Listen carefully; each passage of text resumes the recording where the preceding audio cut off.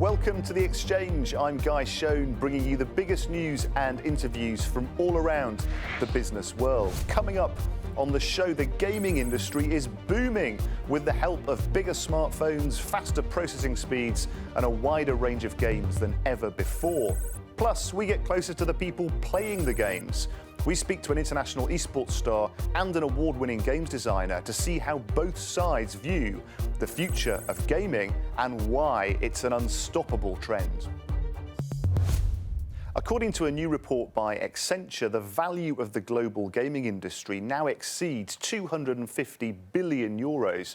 Well, the sector's welcomed 500 million new gamers in the last 3 years, at a time when cinemas and movie studios have struggled.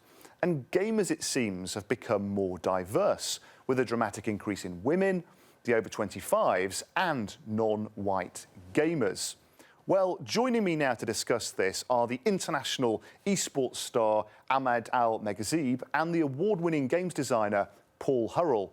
Gentlemen, thank you very much for joining us on the show. Ahmad, if I can start with you, can you tell us how you're helping the big games companies to make better games? We will try the game, give our feedback to EA, and then they see our feedback. They take our feedback seriously and try to manage with the game and hopefully deliver us a better version than the last year. And Paul, if I can come to you now. Now, your company has had over 130 million downloads.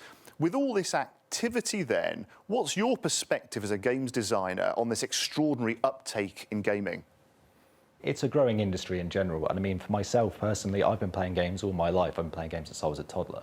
And just seeing the growth of the industry, and there's now a new wave of people like myself who have been playing games throughout their childhood. And then when they get to adulthood and they decide what career they want to go into, they choose games. Because firstly, it's exciting to work on something that you're passionate about, but also it's a big industry and there are opportunities here. It's a competitive industry because a lot of people want to do it, which is great. But yeah, there's definitely been, I think not just the last few months, but over the last few years, there's been a big increase in the amount of people wanting to do this. And I think that will continue because as more money gets put into it and more businesses start up and businesses get bigger, there's going to be a high demand for new staff. Ahmad, let's get back to you now. Can you just help me understand, what does a typical day look like for an esports athlete? I think the day is a normal day for you, but requires a lot of time to practicing, especially now for me, because I'm having a tournament. From now, I'm preparing everything, practicing for 5-6 hours in a day if I could. And yeah, it's more or less like that. A lot of commitment coming to being a professional athlete. Paul, if I can end with you then, COVID-19's affected so many industries. From your perspective as games designers, what's the impact been on your industry? Well, at the minute, it's actually quite an exciting time for us because understandably over the last 18 months or so, people have found they've got a lot more time on their hands, a lot more time at home. So being a company that makes mobile games, people are spending more time on mobile. So we've actually seen the demand go up, which has been great to see.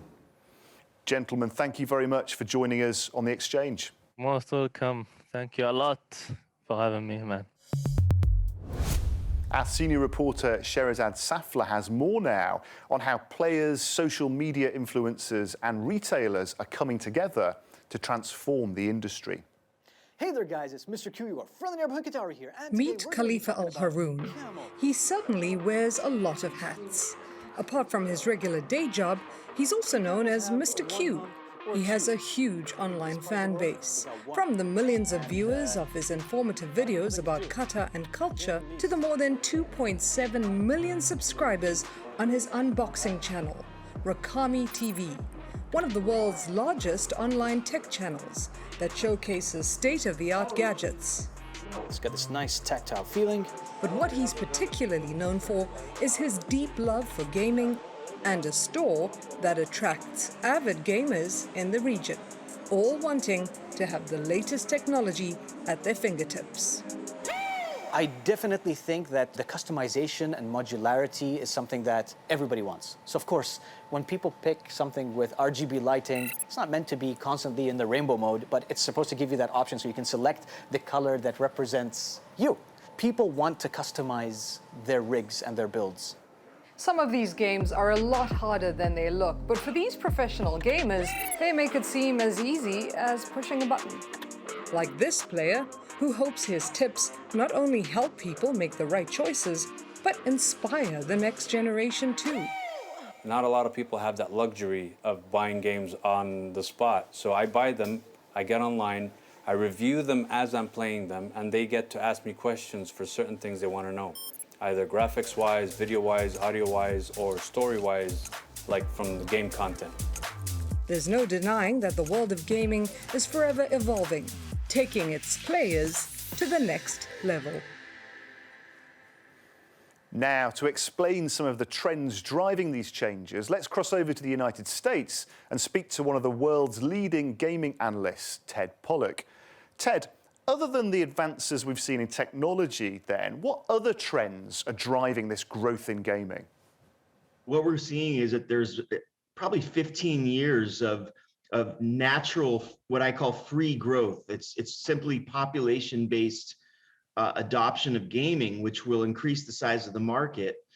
And advanced gaming costs a lot of money. If people spend $500 a year with the high-power PCs and the good consoles. We're talking about hundreds of millions of new customers in the next 10 years. Now it's time for Business in 60 Seconds. Let's take a look at what other stories are making the headlines around the world. Iconic drinks company PepsiCo is due to announce its Q3 earnings. They generated more than $70 billion in 2020. And with their products being consumed more than 1 billion times a day in 200 countries, bosses are increasingly focused on their ethical and social impact. Fellow global drinks giant Diageo is also getting ready to share their financial results. The group enjoyed a 21% rise in share price over the last 6 months, and investors are also keeping a close eye on their new $80 million manufacturing facility in the US that comes with the capacity to boost production by an extra 25 million ready-to-drink cans. And finally, computer software group Adobe are getting ready to publish their earnings data.